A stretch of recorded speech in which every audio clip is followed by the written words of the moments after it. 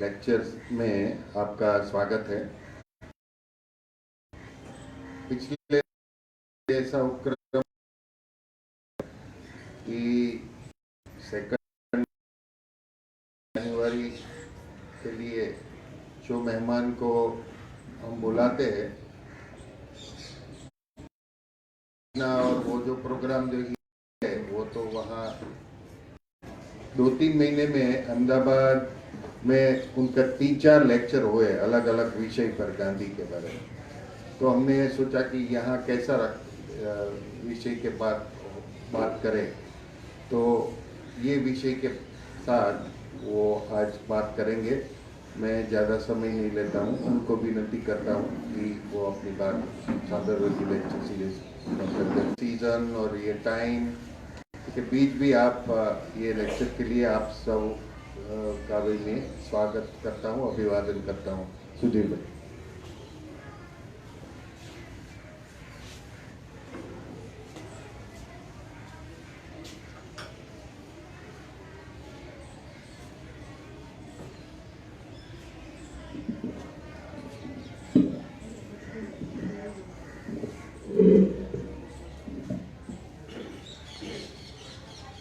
अतुल भाई और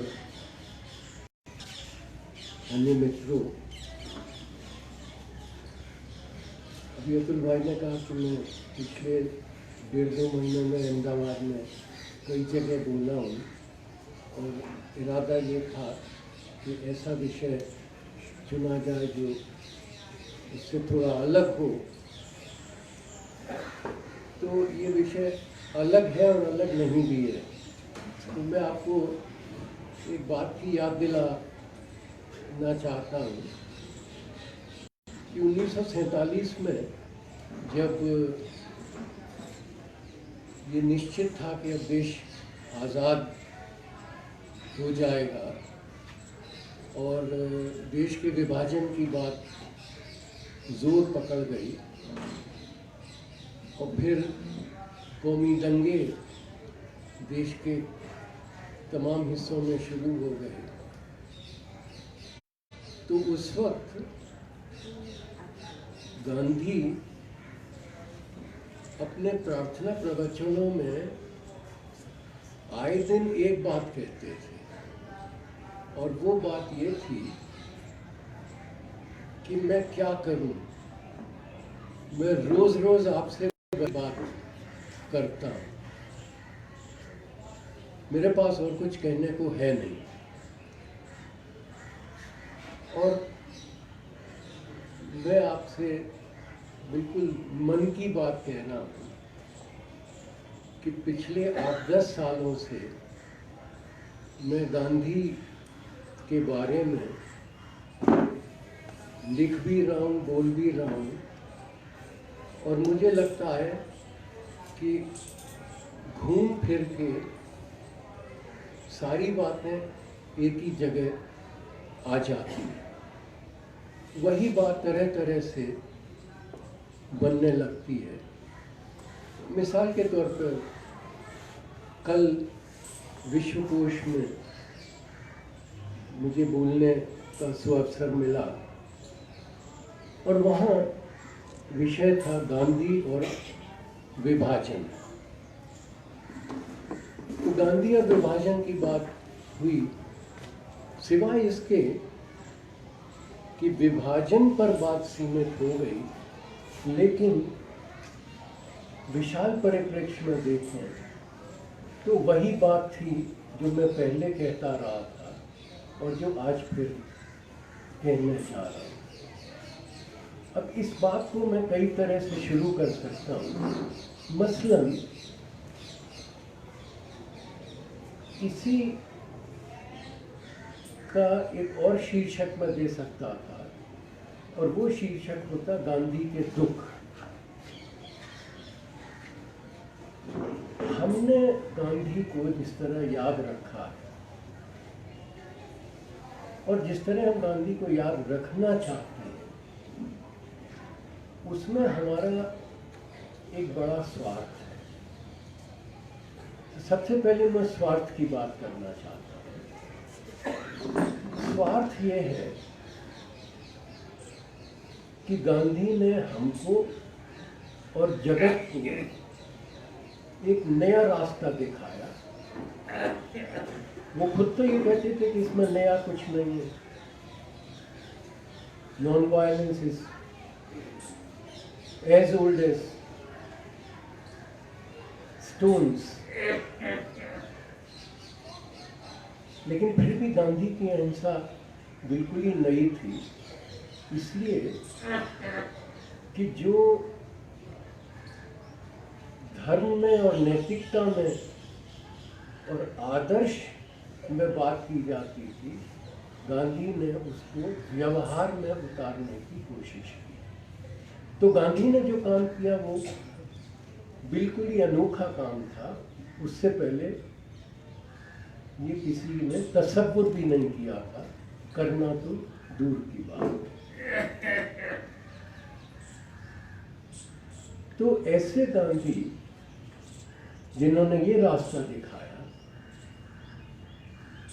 कि विदेशी साम्राज्य के विरुद्ध एक संघर्ष हुआ, जो अहिंसक संघर्ष हुआ, और फिर हम कहते हैं कि हम इस रास्ते पर पहली बार चले और अब विश्व में दूसरे लोगों ने भी इस रास्ते को पहचाना है। और हमेशा आप जानती हैं, दो बड़े नाम लिए जाते हैं, मार्टिन लूथर किंग और नेल्सन मंडेला। आज हमारी और संसार की कमनसीबी ये है कि अब बड़े पैमाने पर गांधी की अहिंसा नहीं चल रही है, छोटे छोटे स्तरों पर गांधी की अहिंसा चल रही है। अद्भुत संस्थाएं हैं, स्थानीय संस्थाएं हैं, जो तरह तरह से गांधी के आदर्शों को, विचारों को अमल में लाने की कोशिश कर रही है, ये समझते हुए कि गांधी के अलावा अब संसार के सामने और कोई विकल्प बचा नहीं। तो एक जबरदस्त नैतिक पूंजी गांधी के नाम से हमको मिल जाती है, और उस नैतिक पूंजी को हम अपने हाथ से निकलने नहीं देना चाहते हैं, भले ही हम बिल्कुल ही अयोग्य और अक्षम क्यों न हो उस नैतिक पूंजी।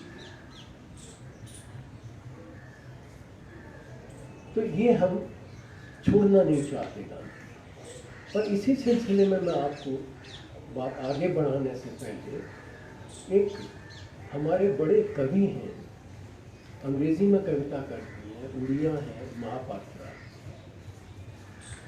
वो पटना में पढ़ रहे थे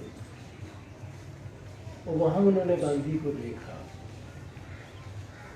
उनकी उम्र उस समय 13-14 साल की रही होगी, और बाद में 1972 में उन्होंने एक कविता गांधी पढ़ ली, अपने उन अनुभवों को याद रखते हुए। और उस कविता की 2 पंक्तियां मैं आपको सुनाना चाहता हूँ, और वो 2 पंक्तियां हैं गांधी के बारे में। We love him, we hate him, we do not know it. ये बहुत ही कमाल की बात है। We love him, we hate him and we do not know it. और इसी के साथ भाई मैं एक और बात जोड़ देना चाहता हूँ, वो बिल्कुल मेरी अपनी जाती बात है। मैं रायपुर से दिल्ली आ रहा था एक सेमिनार में हिस्सा लेने के बाद, राजधानी से यात्रा कर रहा था, और अपर बर्थ मुझे मिली थी AC 2 टियर में। और वहाँ एक अमेरिकी पॉलिटिकल साइंटिस्ट डेविड लूमिस भी आए हुए थे।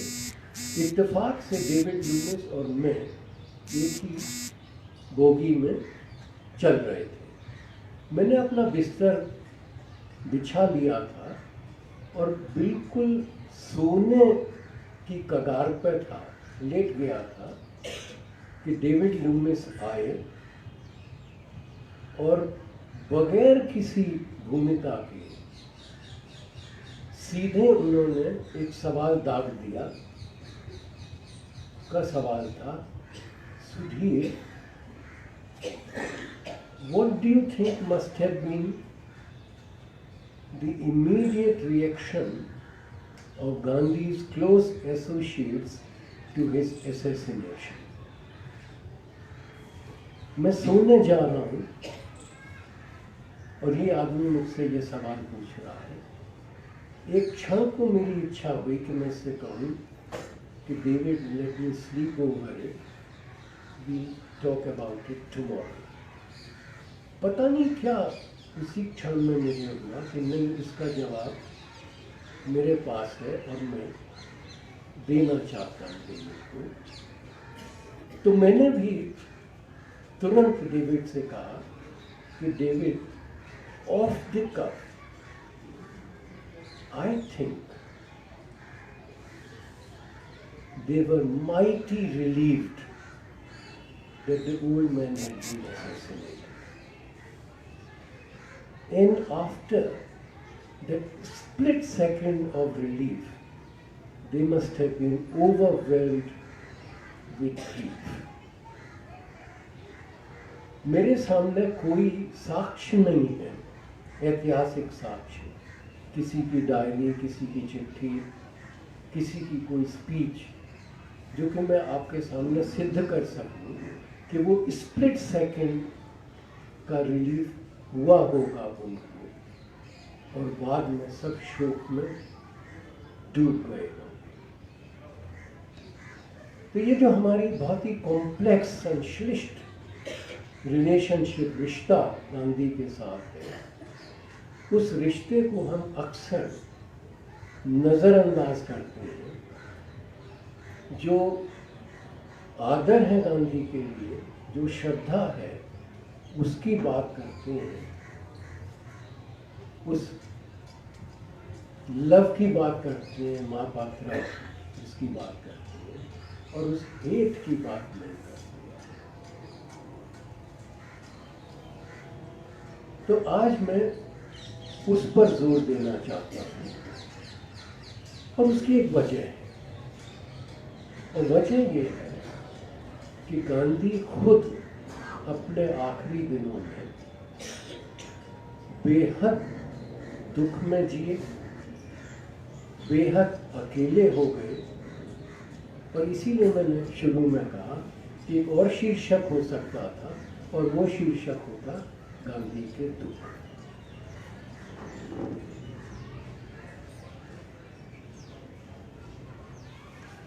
इस दुख की बात मैं कोई अकेला नहीं हूं जो आज कर रहा हूं। प्यारेलाल जी ने गांधी के इन दुखों की बात की और विस्तार से चर्चा की।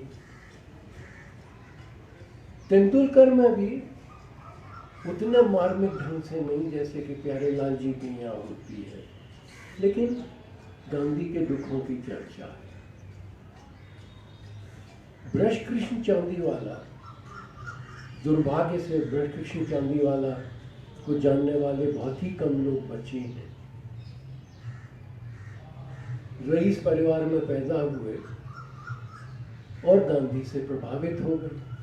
सेंट स्टीवेंस में पढ़ते थे, और जब प्रिंसिपल रुद्रा के मेहमान थे गांधी, उस वक्त ब्रजकृष्ण चांदीवाला ने बगैर गांधी को अपना परिचय दिए हुए अपने जिम्मे एक काम ले लिया, और वो काम था बकरी का दूध रोज गांधी जी के लिए लाना। 3 या 4 साल तक ब्रजकृष्ण चांदीवाला गांधी के पीछे इसी तरह घूमते रहे, और कभी हिम्मत नहीं कर पाए गांधी से जाके बात करने। महादेव भाई से उन्होंने जान पहचान कर ली, देवदास गांधी से जान पहचान कर ली, लेकिन गांधी से बात करने की उनकी हिम्मत नहीं। फिर एक दिन मौका आया और ब्रजकृष्ण जी का परिचय हुआ गांधी से, और 2-3 दिन बाद इन्होंने कहा कि आप मेरे घर भोजन के लिए पधारे। गांधी तुरंत तैयार हो गए। ये 1924 की बात। तो असहयोग आंदोलन वापस ले लिया गया है। तो ब्रजकृष्ण जी बड़े प्रसन्न थे, पूरे मोहल्ले में बता दिया कि गांधी जी हमारे यहाँ पधार रहे हैं। तैयारियां हो रही थी और सुबह ही सुबह महादेव भाई का फोन आया और उन्होंने कहा कि ब्रजकृष्ण तुमने तो सुन लिया होगा ना। तुम कहा नहीं, क्या हुआ? उनका बापू तो अनशन पर बैठ गए, 21 दिन के अनशन पर। ये गांधी का पहला बड़ा अनशन था सांप्रदायिक सौहार्द बनाने के लिए, 21 दिन का, 1924 का। तो बापू तो नहीं आएंगे। तो इस तरह से बापू पहली बार नहीं आए, बाद में अनशन के बाद बापू गए। तो ये ब्रजकृष्ण चांदीवाला जो कि बिल्कुल गांधी की शैडो बने हुए थे, परछाई। उन्होंने एक अद्भुत किताब लिखी है, गांधी जी की दिल्ली डायरी। आप अगर गांधी जी की दिल्ली डायरी ब्रजकृष्ण चांदीवाला की पढ़ें तो गांधी की जो वेदना है आखिरी दिनों की, वो उससे भी अधिक मार्मिक ढंग से आपको दिखाई पड़ेगी जितनी कि प्यारेलाल जी के लास्ट फेज की वॉल्यूम्स में। लेकिन इन सबसे बड़ा एक स्रोत है गांधी के दुखों का, और वो स्रोत है गांधी के प्रार्थना प्रवचन।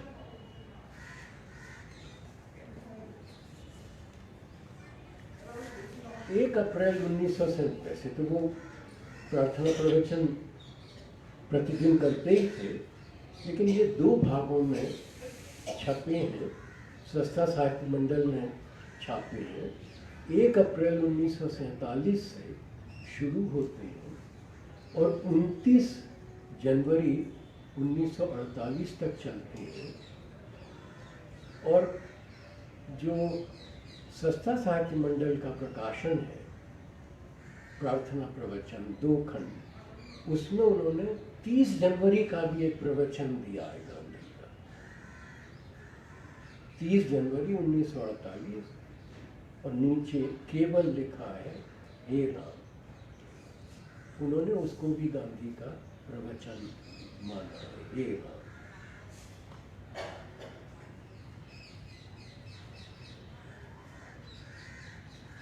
दोस्तों, मैं विस्तार से इसकी बात करना चाहता हूँ। मैं उन ईसाइयों पर काम कर रहा था, भारतीय ईसाई, जो उच्च जातियों में पैदा हुए, ज़्यादातर ब्राह्मण थे, और जो ईसाई बने, ज़बरदस्ती नहीं, अपनी इच्छा से। तो मेरे लिए तो ये अजीब बात थी। हम तो बचपन से समझते आ रहे थे कि ईसाई तो वो बनते थे जिनको कोई लालच होता था। अंग्रेज पादरी उनको पैसा देते थे, नौकरियां दिलाते थे, या नीची जाति के लोग ईसाई बन जाते थे। और एक एक्सप्रेशन भी इस्तेमाल होता है, डेरोगेटरी एक्सप्रेशन, राइस क्रिश्चियंस, जो 2 वक्त की रोटी के लिए, खाने के लिए ईसाई बनते हैं। लेकिन ये जो ईसाई जिन पर मैं काम कर रहा था, ये नीची जाति के और प्रायः उच्च कुलों के थे। तो इस काम के सिलसिले में मुझे एक रेफरेंस मिला, और वो था गांधी के एक प्रार्थना प्रवचन का। नेहरू मेमोरियल लाइब्रेरी में मैं काम कर रहा था, वो तो अपार संग्रह है पुस्तकों का। तो तुरंत मैंने इस किताब को रिक्विजिशन किया तो उन्होंने मुझसे कहा कि भाई ये किताब आपको कल मिलेगी, ये तेंदुलकर कलेक्शन में है और तेंदुलकर कलेक्शन से किताब आने में देर लगती है। तो मैं बड़ी उत्सुकता से दूसरे दिन लाइब्रेरी गया, वो वॉल्यूम मेरे लिए रखा हुआ था और मैंने वही पेज खोला जिसका रेफरेंस था और उस शाम का पूरा प्रार्थना प्रवचन मैं पढ़ गया। जब मैंने वो प्रार्थना प्रवचन पढ़ा और मैं लाइब्रेरी में बैठा हुआ, चश्मा लगाता हूँ पढ़ने के लिए, तो अंत तक पहुँचते पहुँचते मुझे लगा कि मैं तो देख ही नहीं पा रहा हूँ। जब मैंने देखा कि मैं पढ़ नहीं पा रहा हूँ तो मेरी समझ में आया कि मेरी आंख में तो आंसू आ गए हैं और आंसुओं की वजह से चश्मे से मैं देख नहीं पा रहा हूँ, वो ब्लड आ रहा है। तो मैंने अपने इधर उधर देखा और जल्दी से रूमाल निकाल के अपनी आंखें पोंछी। तो लोग कहेंगे कि ये लाइब्रेरी में आया है, रोने आया है। और फिर मैंने अपने आप से पूछा कि मैं रोया किस बात के लिए। इस प्रार्थना प्रवचन में कोई ऐसी मार्मिक बात तो थी नहीं जिसकी वजह से मैं रोऊं या कोई रोए। और मैं इस नतीजे पर आया कि मैं रोया गांधी का गद्य पर, गांधी की भाषा पर। ऐसी निश्चल भाषा, ऐसी पारदर्शिता भाषा की कि जो सोच रहे हैं वही बोल रहे हैं। कोई कैसे इतना निष्कपट हो सकता है। और आप विश्वास करिए कि शुरू तो किया था वो रेफरेंस और अब मैं पूरा खंड प्रार्थना प्रवचन का पढ़ गया और उसी बीच मैंने दूसरा खंड भी मंगा दिया और दूसरा खंड भी। और उसका नतीजा ये हुआ कि आज भी मेरा जो क्रिश्चियन कॉन्वर्ट्स वाला काम है वो अधूरा पड़ा हुआ है और गांधी अपनी गिरफ्त से मुझे निकलने नहीं दे रहे।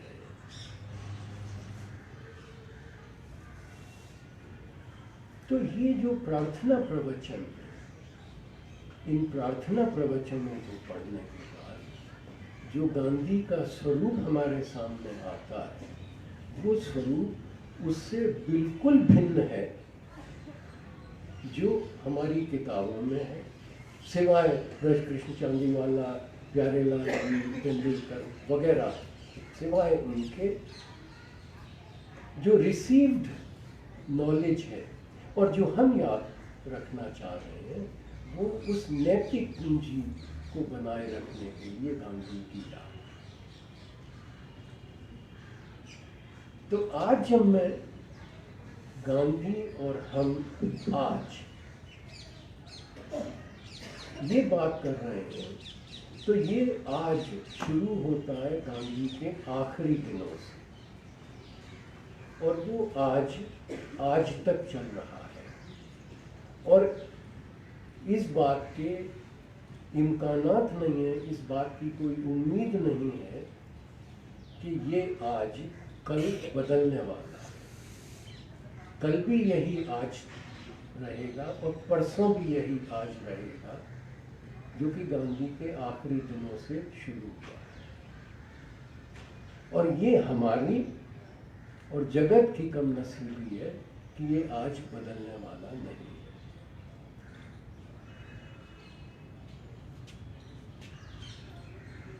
गांधी जब अपने दुखों की बात करते थे और आए दिन दुखों की बात करते थे तो अक्सर एक बात जोड़ते थे, वो कहते थे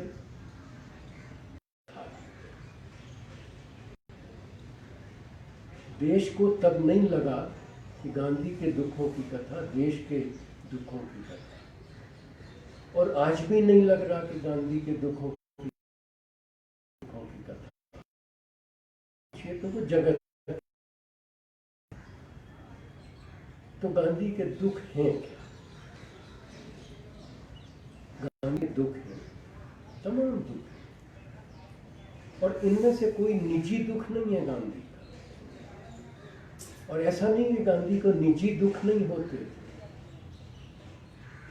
आप सोचिए, आगा खां पैलेस में जहां गांधी बंदी है, अचानक महादेव भाई ने चले जाते, कोई बीमारी नहीं, कुछ नहीं, देखते देखते चले जाते हैं। और महादेव भाई तो उनके बेटे की तरह, पांचवें पुत्र। गांधी ने अग्नि दी महादेव भाई को, बात चली गई 60 साल। ऐसा नहीं कि गांधी को निजी दुख नहीं होते। गांधी ने कलकत्ता में एक बार बोलते हुए कहा था कि आप ये न समझें कि मुझे जीवन में दुख नहीं मिलेंगे, मुझे बड़े दुख मिले हैं। ये अपने निजी दुखों की बात करते हैं और कहती है कि अगर राम मुझे सहारा न देते तो मैं हुगली में डूब के आत्महत्या कर देता। तो मैं उन दुखों की बात नहीं कर रहा हूँ जिनके लिए वो कहती हैं कि मैं हुगली में डूब के आत्महत्या कर देता। ये वो अपने सार्वजनिक दुखों की बात कर रहे हैं। और गांधी को सार्वजनिक दुख वैसे ही होते थे जैसे कि हमें निजी दुख होते। तो क्या गांधी के दुख है? गांधी का एक दुख है कि अहिंसा जो वो समझते थे, और न केवल वो बल्कि सारी दुनिया समझती थी कि हिंदुस्तान ने अहिंसा के रास्ते से चल के आज़ादी हासिल की है, वो अहिंसा थी।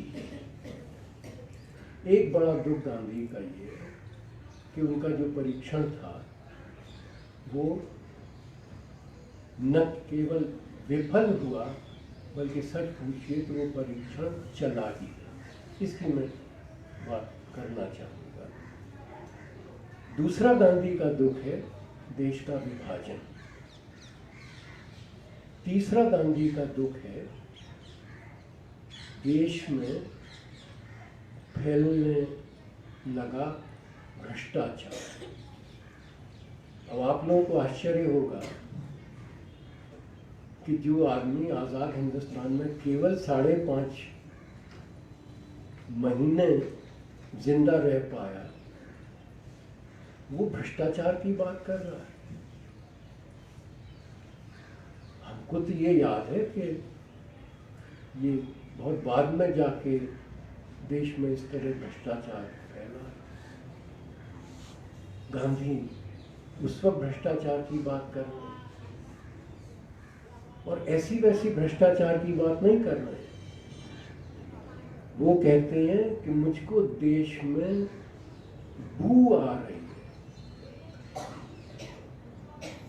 अगर गांधी को देश में बू आने लगी थी भ्रष्टाचार की वजह से, तो सोचिए कुछ तो हुआ होगा। इसकी मैं विस्तार से चर्चा कर सकता हूँ। गांधी ने विस्तार से चर्चा की है। वो कहते हैं कि ये हो क्या रहा है।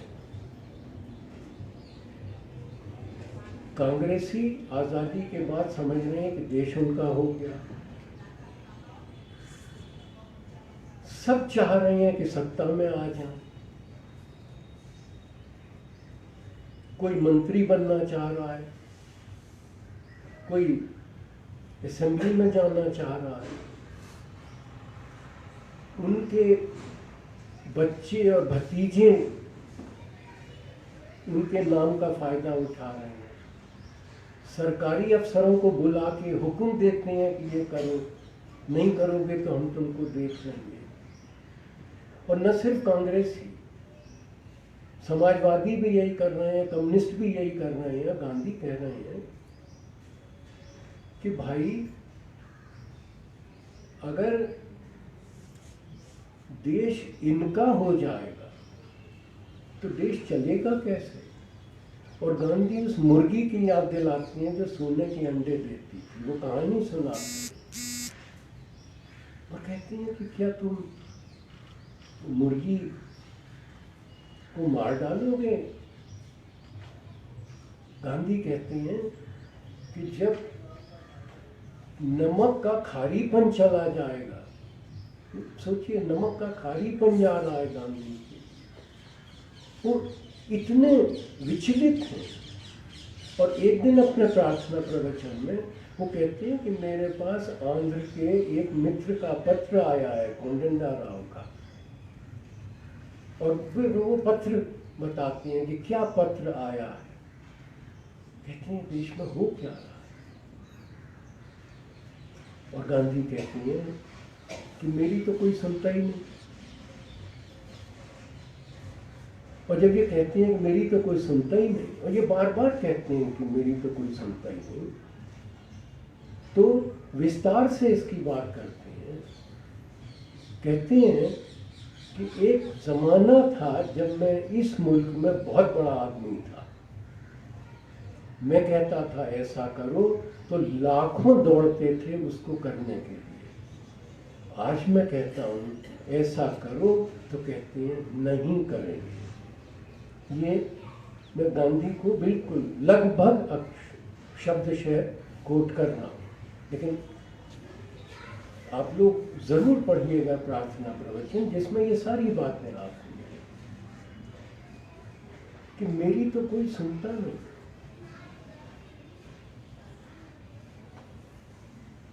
एक और बात की तरफ मैं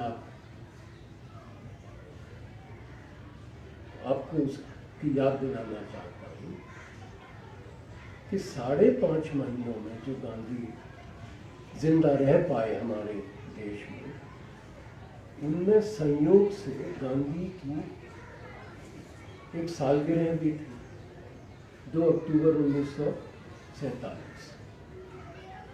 और उनके जीते जी एक ही सालगिरह उनकी आज़ाद हिंदुस्तान में हुई। उस दिन का प्रार्थना प्रवचन सुनिए, और इसमें भी कोई भूमिका नहीं है, सीधी बात हो रही है। तो मैं आपको सुना रहा हूँ उनका प्रार्थना प्रवचन 2 अक्टूबर 47 में। भाइयों और बहनों, आज मेरी सालगिरह है, तो इसमें खुशी की क्या बात? ये तो मातम का दिन है। कभी 125 साल जीने की इच्छा थी, अब 100 की भी नहीं, 90 की भी नहीं, 79 में प्रवेश कर रहा हूँ, वो भी मुझको चुभता है। आप इस पर गौर करिए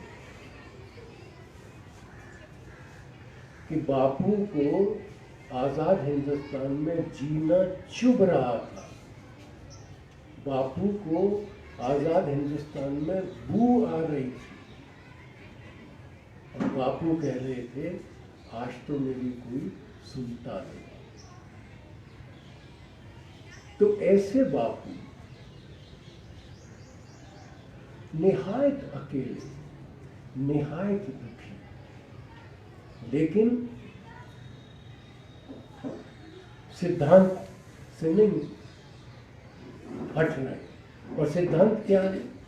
करो या मरो। विभाजन देश का हो जाता है, और गांधी जिन्होंने ये कहा था कि मेरी लाश पर देश का बंटवारा होगा, मान लेते हैं।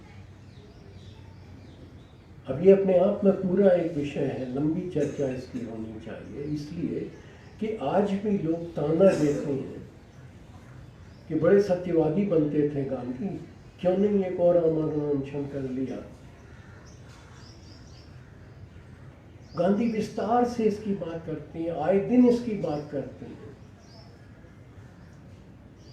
मैं उन सारी बातों में नहीं जाऊंगा, केवल एक बात आपको बताना चाहूंगा कि गांधी ने जब 3 जून को कांग्रेस ने बिना उनको बताए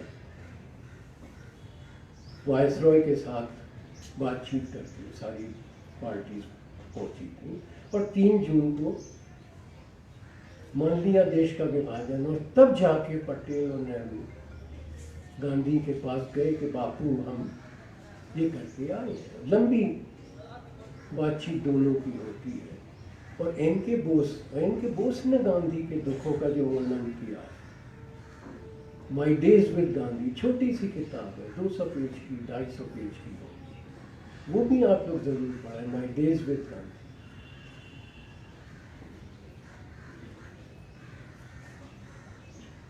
तो गांधी ये समझ गए कि अब कोई देश के विभाजन को नहीं रोक सकता, और अगर देश का विभाजन रोका नहीं जा सकता है तो अब जो अगला काम है वो काम ये है कि देश के विभाजन के दुष्परिणामों को रोक लिया जाए। देश का विभाजन जिस उद्देश्य से किया जा रहा है उस उद्देश्य को पूरा किया जाए, और वो उद्देश्य हम सब जानते हैं।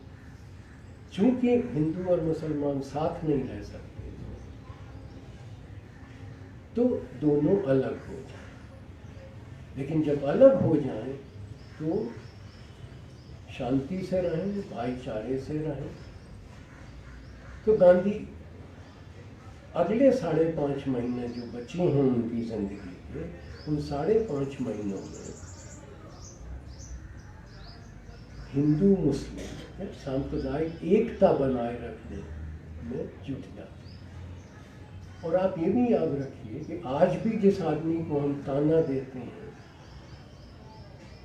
कि क्यों नहीं एक आमरण अनशन और कर लिया गांधी ने विभाजन को रोकने के लिए, वो 2 बातें भूल जाते हैं। एक बात ये कि गांधी अपनी हैसियत देख चुके थे आज़ाद हिंदुस्तान,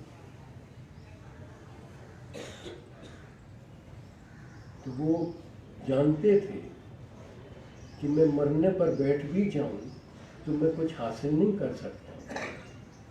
तो उन्होंने तो कहा भी कि क्या मैं अपने को सही सिद्ध करने के लिए मरने पर बैठूं? तो वो तो मकसद है नहीं कि मैं अपने को सही सिद्ध करने के लिए मरने बैठूं। तो पहली बात तो ये कि वही गांधी जिनके खिलाफ आज भी ये आरोप लगता है कि एक आमरण अनशन कर लेते गांधी, तो वो ये भूल जाते हैं कि इन बाकी 5.5 महीनों में गांधी ने 2 आमरण अनशन किए, 2 बार अपनी जिंदगी को दांव पर लगाया हिंदू मुस्लिम एकता बनाए रखने के लिए। एक बार कलकत्ता में और दूसरी बार दिल्ली। तो उनको मरने का डर होता तो ये 2 बार वो आमरण अनशन न करते।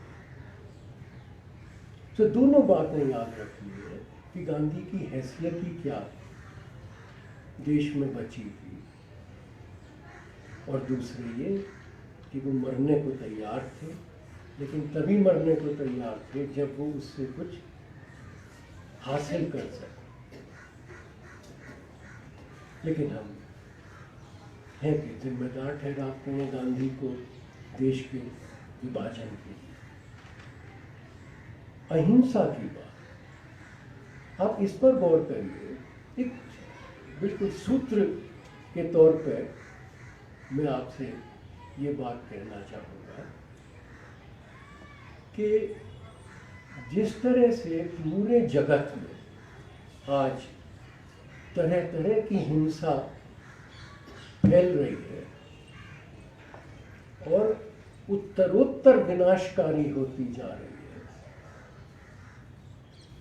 ऐसे जगत में, और ये हिंसा की बात आप सब जानते हैं, प्रकृति के विरुद्ध हम हिंसा कर रहे हैं, पर्यावरण का जो हाल हो रहा है, एक दूसरे के विरुद्ध हम जिस तरह की हिंसा कर रहे हैं, समाज के अंदर हिंसा हो रही है, देशों के बीच में हिंसा हो रही है, प्रकृति के विरुद्ध हिंसा हो रही है, तो चहुं दिश हिंसा व्याप्त हो रही है और उत्तरोत्तर विनाशकारी हो रही है। ऐसी स्थिति में अहिंसा के अलावा और कोई रास्ता है ही नहीं संसार के सामने।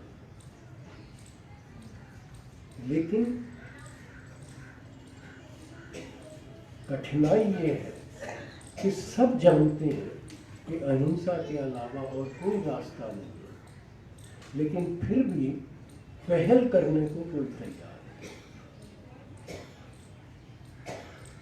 अहिंसा के रास्ते पर चलने के लिए। और तब गांधी केवल आदर्शवादी हमको नजर आते। हम ये भूल जाते हैं कि गांधी के 2 बड़े योगदान रहे हैं संसार के इतिहास के लिए, मानवता के लिए, और वो 2 बड़े योगदान इस तरह से हैं। एक योगदान ये कि गांधी ने आदर्श और व्यवहार का फर्क मिटा दिया। दूसरा, गांधी ने हिंसा के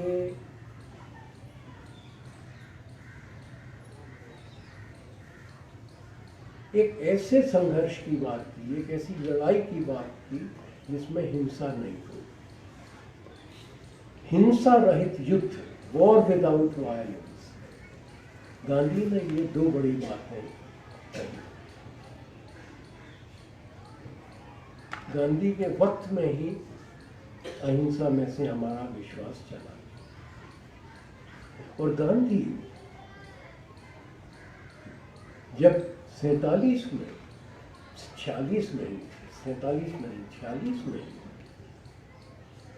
जब आज़ादी और विभाजन की बात को लेकर सांप्रदायिक हिंसा फूट पड़ी देश में, तो गांधी ने अपने आप से एक सवाल किया, और वो सवाल ये था कि जिस देश में 32 साल अहिंसा बरती हो, वो इस तरह की हिंसा कर कैसे सकता है। बहुत मनन किया गांधी ने इस सवाल पर, और वो एक ऐसे जवाब पर आए जो कि न हमने तब सुना और न आज सुना। गांधी इस नतीजे पर आए कि जिसको वो और देश अहिंसा समझता था और संसार, वो अहिंसा थी ही नहीं। गांधी के शब्दों में मैं अगर कहूँ तो वो मंद विरोध था, पैसिव रेजिस्टेंस। गांधी ने कहा कि मंद विरोध कमजोर और डरपोक की अहिंसा होती है। उसके अंदर हिंसा होती है, लेकिन वो अपनी कायरता के वश उस हिंसा पर अमल नहीं करता। और गांधी ने कहा कि बकौल एनी बेसेंट, अंग्रेज रोड़े का जवाब गोली से देते थे, और हिंदुस्तानी डरते थे कि रोड़े का जवाब गोली से मिलेगा। तो और फिर उन्होंने कहा कि और चूंकि स्थिति ये थी तो गांधी का सिक्का चल गया। वो गांधी के शब्द है, ये नहीं कहेंगे मेरा सिक्का चल गया, उनका गांधी का सिक्का चल गया। अगर हमको, तो देखिए हिरोशिमा और नागासाकी हो चुके हैं, गांधी कहते हैं अगर हमको एटम बम की विद्या आती होती तो हम उसके रास्ते अंग्रेज को बाहर निकाल देते। तो सच बात यह है कि अहिंसा पर तो हमने अमल किया ही नहीं, वो डरपोक की हिंसा।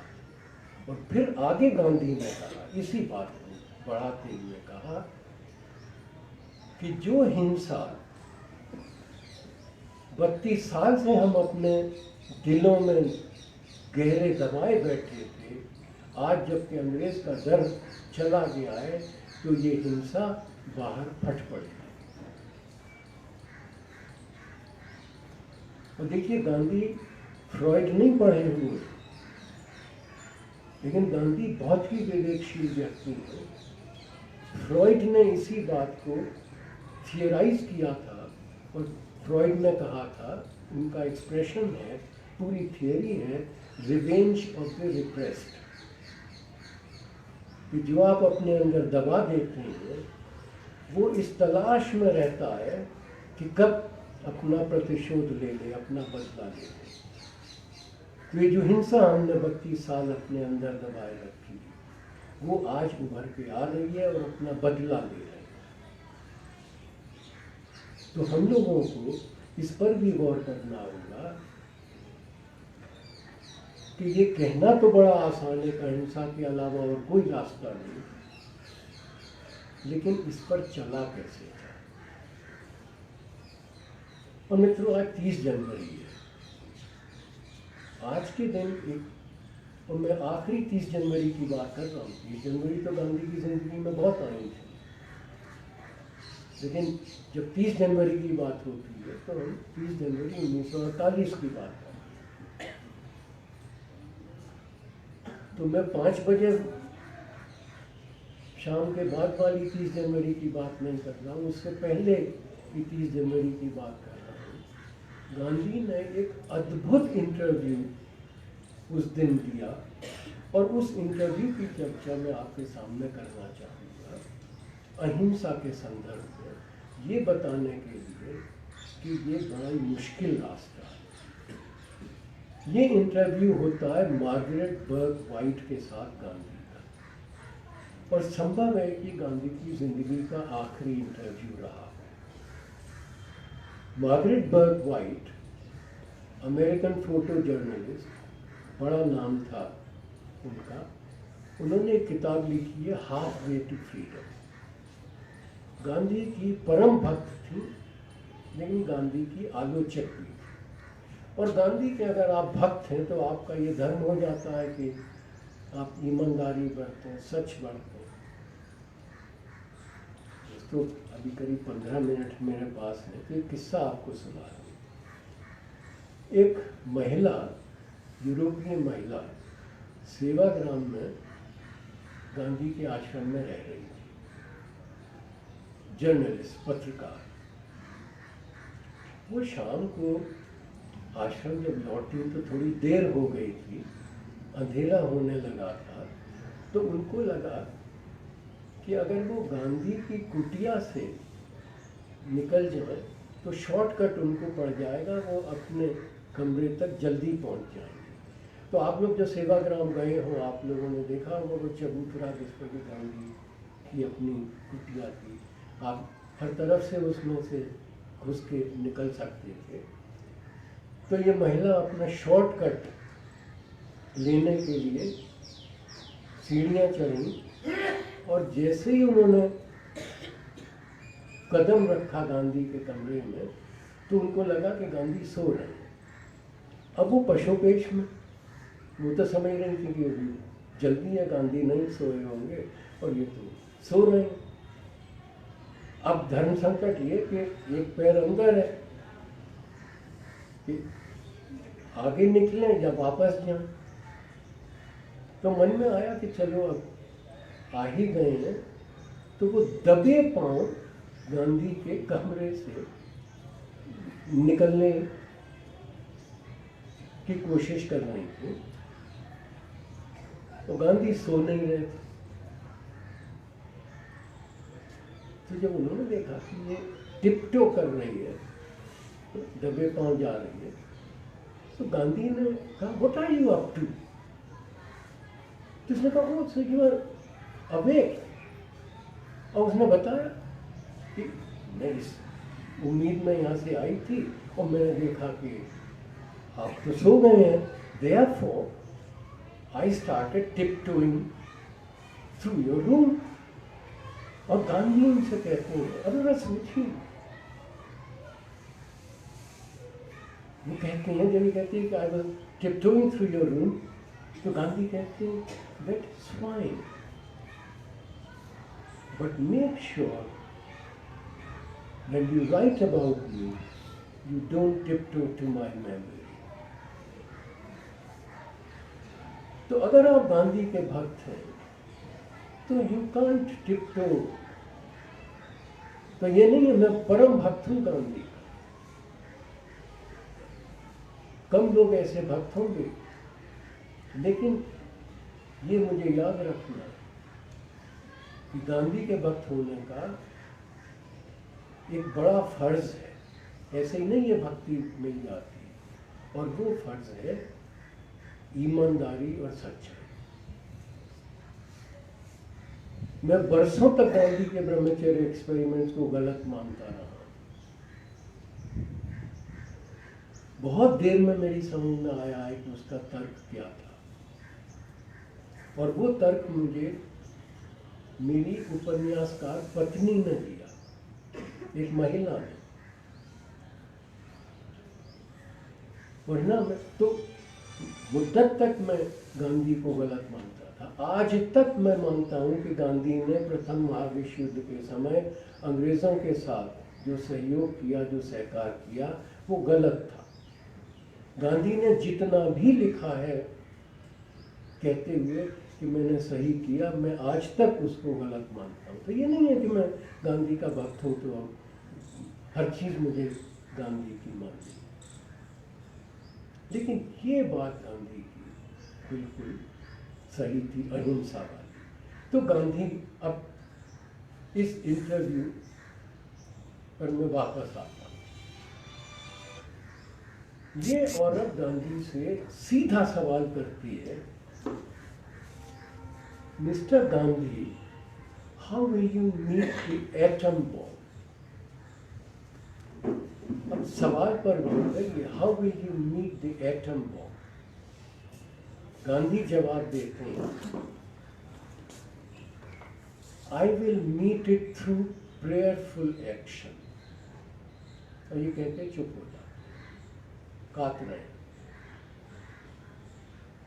अब ये समझ नहीं पाती कि I will meet it through prayerful action.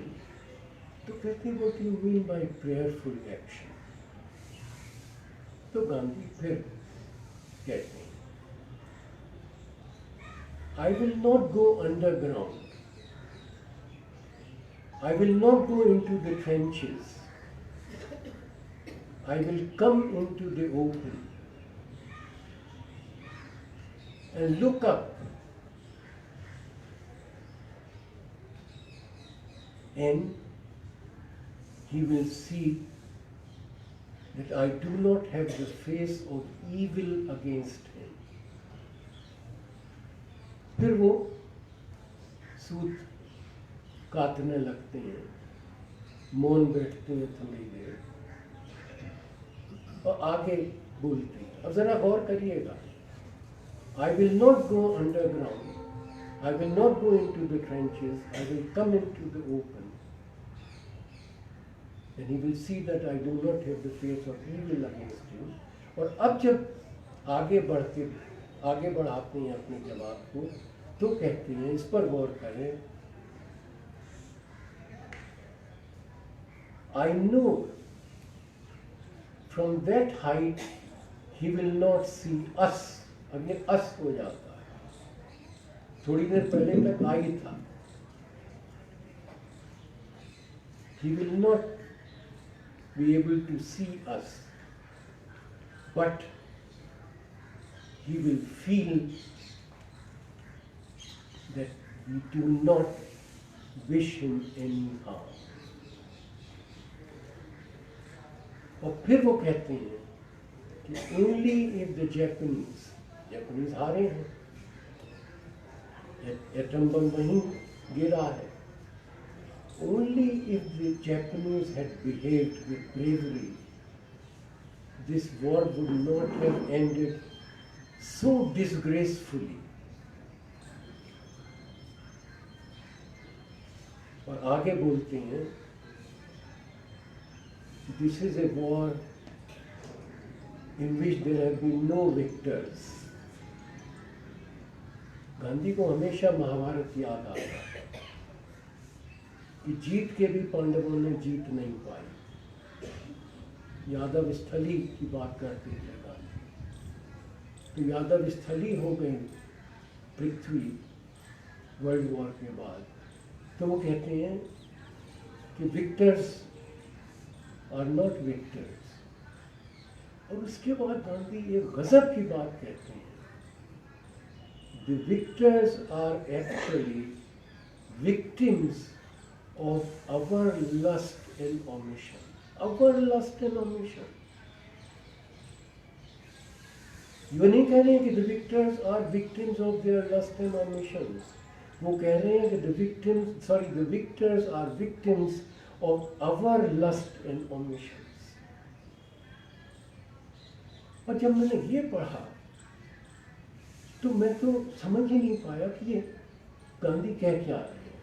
और थोड़ी देर के लिए मुझे लगा कि मार्गरेट बर्क वाइट शायद गलत सुनी या ये मिसप्रिंट हो गई है कि अवर लस्ट एंड ओमिशंस की जगह देयर लस्ट एंड ओमिशंस होना चाहिए। और जब मैं सोचने लगा इस पर तो मुझे नागासाकी एटॉमिक म्यूजियम की अपनी विजिट याद आई, जिसमें कि मैंने एक तस्वीर देखी थी। उस तस्वीर में टोक्यो रेलवे स्टेशन का प्लेटफॉर्म है, एक रेलगाड़ी है जो बच्चे 14-14 साल के 13-13 साल के बच्चे फौजी लिबास में हैं, जिनको छोड़ने के लिए अपार भीड़ टोक्यो स्टेशन पर उमड़ी है। अब जरा सोचें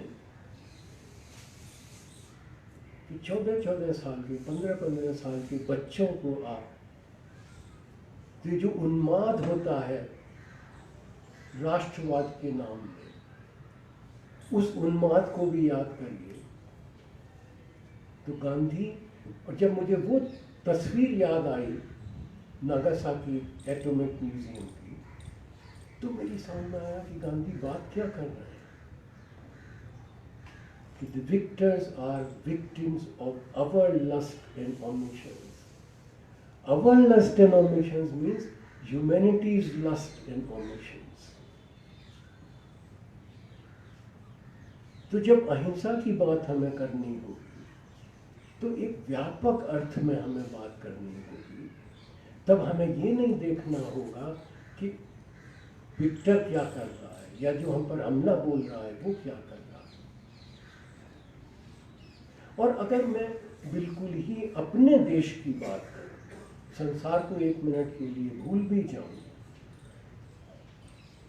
तो गांधी की एक बात मुझे याद आती है और उसी के साथ एक दो बातें और जोड़ के मैं बैठ जाऊंगा।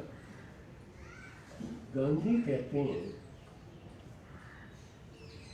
कि क्या मुसलमानों को निर्दयता पूर्वक कुचलना राष्ट्रवाद है। ये शब्दशः गांधी को कोट कर रहा हूं कि क्या मुसलमानों को निर्दयता पूर्वक कुचलना राष्ट्रवाद है।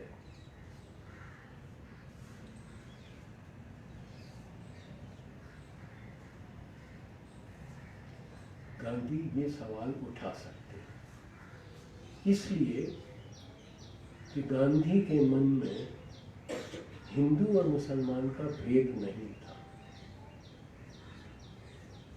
वो कहते थे मेरे लिए हिंदुस्तान और पाकिस्तान नहीं है, मैं पाकिस्तान जाऊंगा तो वीज़ा नहीं लूंगा। वो तो कलकत्ता से चले ही थे पंजाब जाने के लिए, तो पंजाब का अर्थ पश्चिम पंजाब भी था, लेकिन दिल्ली में रोक लिए गए। दिल्ली में हिंसा फैल गई और पंजाब जा सकते उससे पहले ही उनकी छुट्टी कर दी गई। तो गांधी के लिए तो ये भेद ही नहीं था हिंदू और मुसलमान का, हिंदुस्तान पाकिस्तान का। और पाकिस्तान को भूल जाइए, हम अपने ही देश में काहे में हमारा राष्ट्रवाद सीमित होकर रह गया। एक दिन गांधी सिख सभा के लोगों से मिलने गुरुद्वारा शीशगंज गए। बिरला के घर में रह रहे थे, तो बिरला के घर से चांदनी चौक, नई दिल्ली से चांदनी चौक, आधी दिल्ली तो पूरी हो ही गई, और चांदनी चौक मुस्लिम बहुल इलाका। गांधी शाम को आए और उन्होंने अपने प्रार्थना प्रवचन में कहा कि आज मैं चांदनी चौक गया, मुझे बड़ा दुख हुआ कि चांदनी चौक में एक मुसलमान नहीं दिखाई पड़ा। जबकि गांधी के दुख क्या है कि चांदनी चौक में एक मुसलमान मुझे नहीं दिखाई पड़ा। और आगे वो कहते हैं, क्या सब मुसलमानों को काट डालोगे या पाकिस्तान भेज दोगे? और मान लो तुमने ये कर भी लिया, तो ये जो जामा मस्जिद पड़ी है, दुनिया की सबसे बड़ी मस्जिद, उसका क्या करोगे? मस्जिद को भी पाकिस्तान भेज दोगे या उसको ढा दोगे? ये 11 अप्रैल 1947 की बात।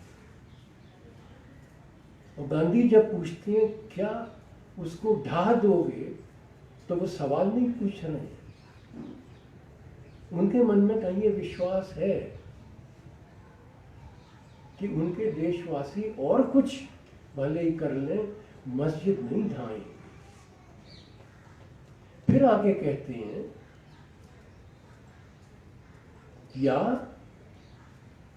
वहां शिवालय या गुरुद्वारा बनाओगे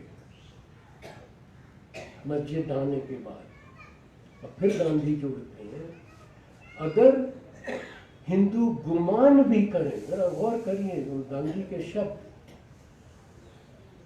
अगर हिंदू गुमान भी करें कि वहां शिवालय बनाएंगे और सिख गुरुद्वारा बनाएंगे, तो मैं आपको आगाह किए देता हूं कि ये हिंदू धर्म और सिख धर्म का कत्ल होगा। ये आज हम गांधी की बात कर रहे हैं और अपनी बात कर रहे हैं। मैं जो कह रहा हूं ना, वो आज भी चल रहा है। उनको तो विश्वास नहीं था कि हम मस्जिद ढा सकते हैं। हम मस्जिद ढाते हैं, हमको कोई पश्चाताप नहीं होता। हम वहां मंदिर बनाएंगे और हमारा सर्वोच्च न्यायालय उस पर अपनी मोहर लगाएगा। तो अगर गांधी का कोई अर्थ हमारे लिए बनता है, नहीं अर्थ बनता तो कोई चिंता की बात नहीं, तो ठीक है।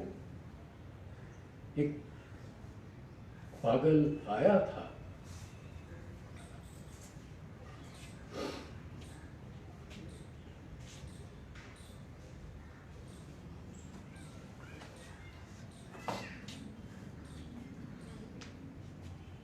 लेकिन अगर गांधी का हमारे लिए जरा सा भी महत्व है तो हम सोचें। और भाई इसलिए नहीं कि गांधी ने ये कहा, बल्कि इसलिए कि हमारे अपने हित में क्या है। क्या हमारे अपने हित में है गांधी के इस रास्ते से हट जाना, या हमारे हित में है कितना भी मुश्किल क्यों न हो गांधी के रास्ते पर चलने की कोशिश करना। कोशिश तो हम कम से कम कर सकते हैं। मित्रों, बिल्कुल अंत की बात कहूँ, कल यहाँ आ रहा था तो रास्ते में मेरे मन में आया, गांधी का तो देखिए कमाल है, वही बातें गांधी की बार बार पढ़ो और नए अर्थ उजागर होने लगते हैं। नए अर्थ इसकी उजागर होने लगते हैं कि हम कुछ ऐसा कर देते हैं। भाई 1992 न हुआ होता, सुप्रीम कोर्ट का फैसला न आया होता, तो 11 अप्रैल 1947 की गांधी की बात का कोई मतलब ही नहीं बनता। लेकिन आज हमारे अपने कुकर्म है कि गांधी की बात के अर्थ इस तरह से उद्घाटित हो रहे हैं हमारे दुर्भाग्य से। तो मेरे मन में भाई कल एक बात आई कि गांधी की समझ, इस शीर्षक से कुछ मैं लेख माला तैयार करूं। और गांधी की समझ के दो अर्थ होंगे, एक कि हमारी गांधी की समझ क्या है, और दूसरे ये कि गांधी की हमारी समझ क्या है। और वहीं बैठे बैठे बिल्कुल ये नहीं कि मैं कुछ पढ़ रहा सोच रहा, बस बैठे ही बैठे मुझे कुछ बातें गांधी की याद आई। घंटा भर बस 2 मिनट और दे दीजिए। कुछ एक मजामा हूँ आनंद में छू, कहाँ कह रहे हैं गांधी हूँ आनंद में छू, नुआ खाली में बैठे। नुआ खाली में जो हो रहा है आपको याद दिलाने की जरूरत नहीं है। पटेल को इतनी सी चिट्ठी लिखते हैं, उद्वेलित करने वाली चिट्ठी है, परेशान कर देती है वो चिट्ठी। और उस चिट्ठी के अंत में हूँ आनंद में छू। ये कैसा आदमी था? हूँ आनंद में छू, नुआखाली। बिहार जाते हैं नुआखाली से, जहाँ कांग्रेसी राज्य में मुसलमानों के खिलाफ हिंसा, और कहते हैं कि तुम मुझे बताओ या न बताओ, कांग्रेसियों से कहते हैं मैं उन कंकालों से पूछूंगा, कंकालों से पूछूंगा अगर कोई नहीं बताने वाला है।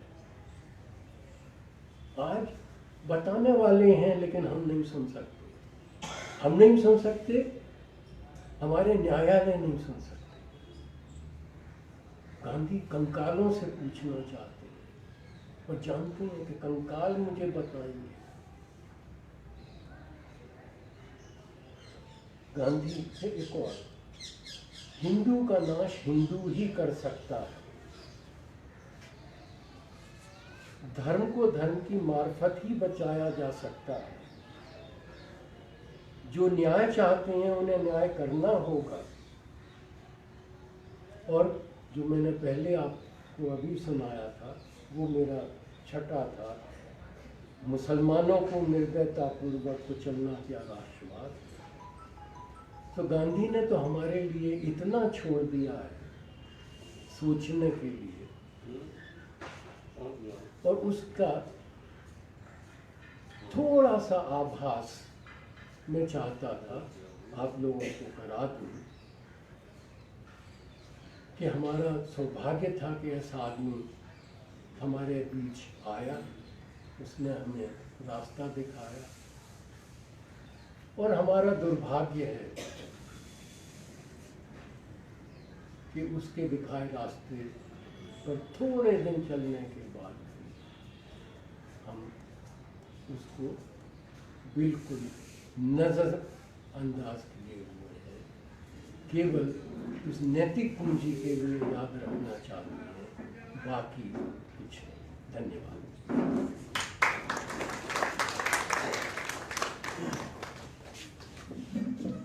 आभार सुधीर भाई।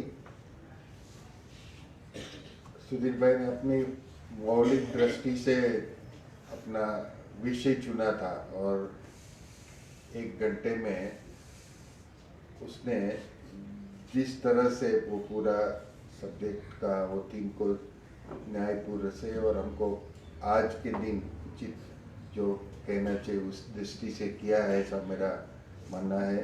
आप सबको भी ऐसा अनुभव हुआ होगा। 1 या 2 सवाल, टाइम काफ़ी हो चुका है क्योंकि काफ़ी लोग तो सुबह से ही यहाँ है। 1 या 2 सवाल किसको पूछना चाहते हैं तो उनकी अनुमति से अभिषेक थोड़ा दोस्त आपने कहा कि गांधी जी ने खुद माना था कि वो विफल हो गए और उनकी अहिंसा चली नहीं, तो अहिंसा कायरों की अहिंसा की, बहादुरों की अहिंसा की, तो फिर भी हम उन्हें क्यों मानते हैं?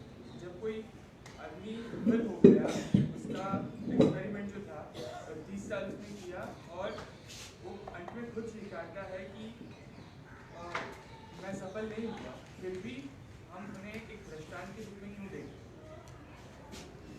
देखिए, गांधी, आपका जो सवाल है उसका जवाब गांधी अपने ही वक्त में बहुत अच्छी तरह देते थे। वो ये कहते थे कि अहिंसा विफल नहीं हुई है, ये गांधी का दिवाला निकला है, अहिंसा का दिवाला नहीं निकला है। कि गांधी में ही कहीं कोई खोट रही होगी, तो गांधी की अहिंसा अगर विफल हुई है तो उसका ये अहिंसा जगत के लिए अनिवार्य है,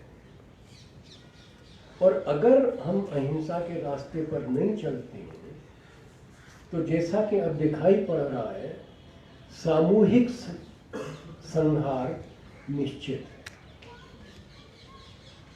और जो विफलता की बात है भाई, संसार में गांधी जैसे लोग, उनकी विफलता और उनकी सफलता केवल उनके समय से नहीं आंकी जाएगी। ये एक सिलसिला है और ये सिलसिला आज भी चल रहा है। गांधी जीते जी अपने कहा करते थे कि मेरे शरीर के विसर्जन के बाद भी, even after the dissolution of my body, I will continue to grow. मेरा विकास होता रहेगा। तो जो मैं अंत में कहा था कि गांधी की तब की बातें आज हमें और साफ साफ दिखाई पड़ रही हैं, तो अहिंसा की विफलता गांधी के समय में जो भी रही हो, उसकी आवश्यकता, उसकी अनिवार्यता उससे डिस्प्रूव नहीं होती है। आपने ब्रह्मचर्य की बात कहते कहते छोड़ दी, तो आप थोड़ा सा कह सकेंगे आप कैसे कन्विंस हुए? देखिए, वो नहीं छोड़ नहीं दी थी, क्योंकि उसकी तो आप विराज हैं। देखिए, उसकी बात तो पूरा एक विषय है। थोड़ा सा। हाँ, देखिए, मुझे इसके तमाम वर्णन मिलते हैं। वेद मेहता की किताब में एक तरह का वर्णन मिलेगा, एन.के. बोस की किताब में बिल्कुल दूसरी तरह का वर्णन मिलेगा। और मैं समझता हूँ कि सबसे ईमानदार अगर वर्णन है तो वो एन.के. बोस का है। नुआखाली में उनके प्राइवेट सेक्रेटरी थे, बड़े स्कॉलर, एंथ्रोपोलॉजिस्ट, और उन्होंने स्वेच्छा से गांधी से कहा कि मुझे अपना पीए बना लो, वरना नुआखाली में आप कुछ भी नहीं कर पाओगे, बांग्ला जानना जरूरी है। और उस नुआखाली में जब इनको पता लगा तो उन्होंने कहा कि बापू, इज इट ट्रू? तो कहा कि but there is no secrecy about it, so I am surprised you didn't know. तो बोस उनके साथ बहस करते हैं, लंबी बहस करते हैं, और जब गांधी बार बार कहते हैं कि भाई ये दोनों की सहमति है, इसमें किसी के साथ कोई जबरदस्ती नहीं है, तो बोस उनको फ्रॉइडियन साइको एनालिसिस का हवाला देके बताते हैं कि ये तो आप समझ रहे हो और ये तो वो कह रही है अभी, आपको क्या मालूम कि ये कल जब ये और बड़ी होगी, विवाह इसका होगा, तो क्या क्या इसके परिणाम क्या निकलेंगे, इसकी तो जिंदगी तबाह हो सकती है। और आप कह रहे हो कि दोनों की सहमति है। तो ये बोस का डिस्क्रिप्शन है। तो गांधी कहते हैं कि देखो भाई, मैंने फ्रॉइड पढ़ा नहीं है, वह नाम सुना है, तो दोनों में तय होता है कि वो फ्रॉइड समझाएंगे गांधी को, लेकिन वो समय तो था नहीं समझाने का। तो कहते हैं कि मैं तो जानना चाहता हूँ। तो कब जाना चाहती है? बोला कि मैं कल जाना चाहता हूँ। तो उनका भाई चाहो तो आज चले जाओ। और ये देखिए आप कि बोस अंत तक गांधी के भक्त रहते हैं, पैर छूते हैं गांधी के, और ये कह के जाते हैं कि बापू जब जरूरत हो मुझे बुला लेना। और मैं पूरा फ्रॉइडियन पर्सपेक्टिव में इसको देखता रहा बहुत लंबे अरसे तक। फिर एक दिन, और घर में तो इस तरह की चर्चा होती रहती है, तो मेरी पत्नी ने मुझसे कहा, सुधीर तुम मुझको ये बता दो कि क्या फ्रॉइड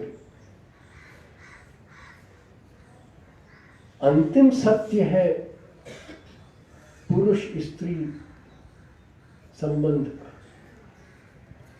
इसके और तरीके भी हो सकते हैं इसको देखने के। फ्रॉइड इस तरह से तुम्हारे ऊपर हावी हो गया है कि तुम पुरुष स्त्री संबंध केवल इस तरह देख सकते हो। इससे अपने को मुक्त करके सोचने की कोशिश करो। और जब मुझे ये संभावना या एक दृष्टिकोण दूसरा मिला, तो मुझे लगा कि बात में दम है। और बहन, इसी सिलसिले में मुझे एक और व्यक्ति की याद आ रही है। उनका उस समय उतना असर नहीं हुआ था, लेकिन इसके बाद जब मेरी पत्नी ने ये कहा तो मुझे ये बात याद आई। हमारे एक बहुत बड़े दार्शनिक हुए हैं के.जे. शाह, कांति भाई शाह, विटगेनस्टाइन के परम प्रिय शिष्य थे, धारवाड़ विश्वविद्यालय में प्रोफेसर थे, और शिमला इंस्टीट्यूट में एक बार के.जे. शाह इसी पर बोल रहे थे।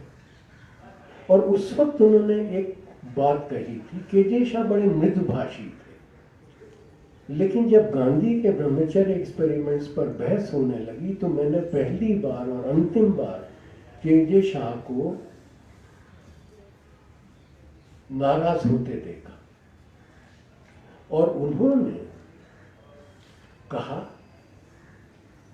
कि you all pretend to be rationalist, none of you ever questions the various experiments which are made in the name of science and the kind of cruelty that is observed, perpetrated in these experiments, and you never say a word against it. And here, when this great soul undertakes a spiritual experiment, when he can see that the failure of his satyagraha could primarily or entirely be because of some weakness within him, whether you agree with it or you don't agree with it, but if he wants to undertake this experiment, wants to make sure if it is his own weakness that is causing this, or something else, then you have all kinds of problems with the experiment. तो पत्नी की बात के बाद मुझे के.जे. शाह की बात याद आई, और मुझे लगा कि भाई मैं होता कौन हूँ। तो मैं जिस विषय की विस्तार से चर्चा होनी चाहिए वो टूक में मैं आप गांधी जैसे कहते थे कि एक एक्शन मेरे लिए है वो काफ़ी है। तो वैसे आज भी लगता है कि गांधी पढ़ा हो या ना पढ़ा हो, लेकिन इस सिचुएशन में जिस तरह से यंगस्टर निकले हैं तो लगता है कि गांधी के राह पर ही है, चाहे उन्होंने गांधी पढ़ा हो। मैं बहन आपसे बिल्कुल सहमत हूँ कि गांधी को पढ़ के हम अनपढ़ रह जाते हैं, तो उस पढ़ने का क्या फायदा। तो अच्छे तो वो हैं जो गांधी को पढ़ें या ना पढ़ें, उनको वही रास्ता दिखाई पड़ता है जो गांधी ने कभी हमारे सामने रखा था। तो गांधी को पढ़ना ज़रूरी नहीं है, गांधी की बात करना ज़रूरी नहीं है। अगर लोगों को वो रास्ता अपने आप दिखाई पड़ रहा है तो वो तो हमसे अच्छे हैं जो कि गांधी को पढ़ने के बाद भी अनदेखा कर रहे हैं।